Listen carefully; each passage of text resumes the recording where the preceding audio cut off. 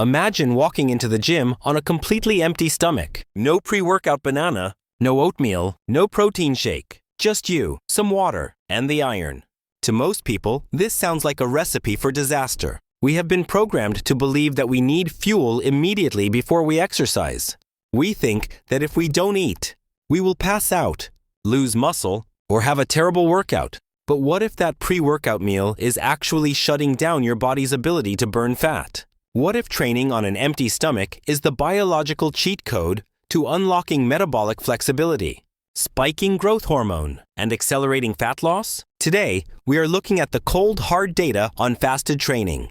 We are going to break down exactly what happens to your physiology when you lift or do cardio while hungry, and how to do it safely so you don't crash. First, we need to destroy a massive myth about energy. You think you need breakfast to power your morning run? You don't. Here is the physiology. When you eat a meal, it sits in your stomach for 2 to 5 hours.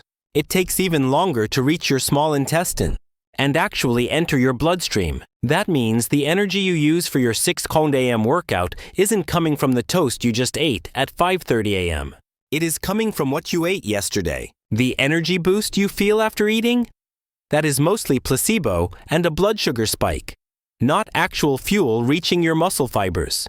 Your body has 2 main fuel tanks. Tank number 1 is glycogen. This is stored sugar in your liver and muscles. It's like the cash in your wallet. Easy to access but limited. You have about 2,000 calories of glycogen stored up.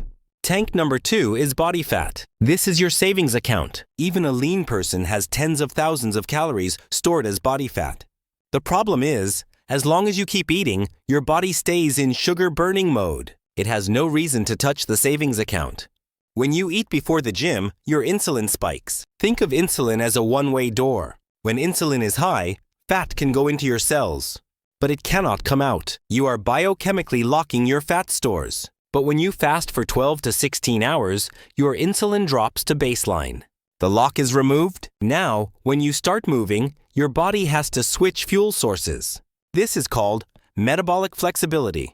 You stop running on cheap sugar and start running on premium jet fuel, your own body fat. A major analysis in the British Journal of Nutrition looked at 273 participants and found that aerobic exercise performed in a fasted state creates significantly higher fat oxidation, up to 20% or 30% higher compared to doing the exact same workout after eating. But wait, I know what you are thinking. If I don't eat, won't my body eat my muscles? This is the biggest fear, right? You don't want to lose your hard-earned gains. But the science shows something incredible. When you fast, your body releases a powerful cocktail of preservation hormones. The most important one is Human Growth Hormone, or HGH. HGH is anabolic. It protects your muscles from breakdown and tells your body to burn fat instead.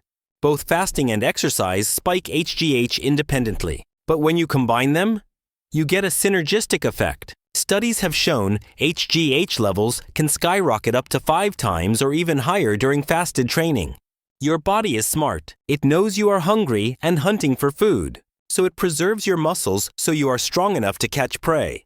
Speaking of hormones, if you are serious about optimizing your biology and want to stop guessing with your health, make sure you hit that subscribe button. We dive deep into the data every week to give you a competitive advantage in the gym and in life. Now, besides fat loss and muscle preservation, there is a third benefit: the mental edge. Have you ever noticed that you feel sharper when you are a little hungry? That is not in your head. It is evolutionary. When our ancestors were hungry, they needed to be hyper-focused to hunt. If hunger made them groggy, humans would have gone extinct. When you train fasted, your body produces BDNF, brain-derived neurotrophic factor. It's like Miracle-Gro for your brain cells. Plus, as you burn fat, your liver produces ketones. Ketones are a super fuel for the brain, crossing the blood-brain barrier and giving you that laser focus feeling. However, we need to be practical. Not all workouts are created equal when you are fasting. If you are doing LISS, low-intensity steady-state cardio, like walking, jogging, or an easy bike ride, fasted training is king. Your body can easily fuel this purely with fat. But if you are doing high-intensity interval training, HIIT, or heavy powerlifting, it gets tricky. These activities require glycogen. They need explosive, fast-twitch energy. If your glycogen tanks are completely empty, your performance might dip.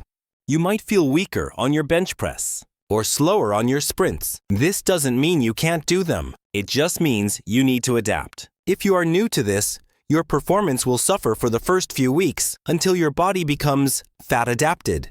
Once you build that metabolic engine, you will be surprised at how hard you can push without food. But listen carefully because there is a danger zone. Fasted training is not for everyone. If you are pregnant, breastfeeding, or have a history of eating disorders, do not do this. If you are a type 1 diabetic, you need to talk to your doctor because blood sugar management becomes volatile. And if you are taking medication that requires food, obviously follow medical advice. Also, you need to watch out for the fake crash. Sometimes you feel dizzy or lightheaded mid-workout. You think it's low blood sugar? But 90% of the time, it is actually low electrolytes. When insulin drops during a fast, your kidneys flush out sodium and water. You aren't running out of energy. You are running out of salt. If you are going to train fasted, drink water with a pinch of high-quality salt or electrolytes. It fixes the dizziness almost instantly. So you smash the workout. You burned the fat. Now what do you do? The post-workout window is crucial here. You have just sensitized your body. Your muscles are like dry sponges waiting for nutrients.